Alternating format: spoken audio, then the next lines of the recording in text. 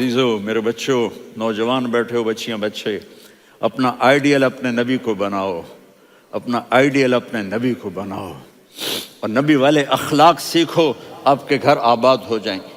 बर्दाश्त करना सीखो, माफ़ करना सीखो। अब आप कैनेडियन हो या जहाँ से भी हो, इस पासपोर्ट की इज़्ज़त करो, यहाँ के कानून का एहतराम करो, यहाँ वायलेशन न करो, झूठ ना बोलो, किसी को धोखा ना दो।